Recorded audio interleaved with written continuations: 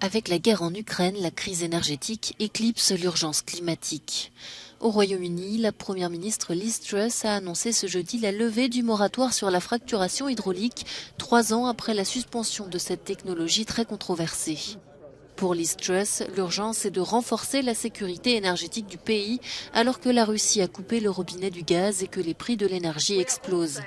100 nouvelles licences d'exploration et de forage seront donc accordées à partir du mois d'octobre. La Première ministre assure toutefois que ces autorisations seront délivrées uniquement là où il existe un soutien local.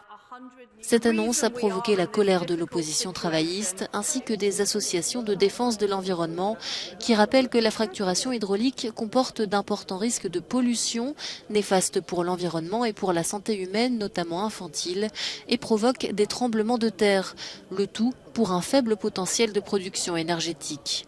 Le moratoire suspendant l'activité avait justement été pris en 2019 après un séisme dans le nord de l'Angleterre d'une magnitude de 2,9 sur l'échelle de Richter, dû à des travaux d'exploration hydraulique.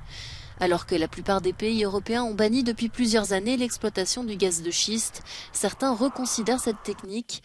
En Hongrie, Viktor Orban a autorisé cet été l'exploitation d'un champ gazier dans l'ouest du pays. Et le lobby du gaz de schiste a aussi trouvé des soutiens auprès du Parti libéral-démocrate en Allemagne. Selon le GIEC, pourtant, aucun nouveau projet impliquant des énergies fossiles ne doit voir le jour sur la surface de la Terre pour pouvoir maintenir le réchauffement climatique à des niveaux soutenables.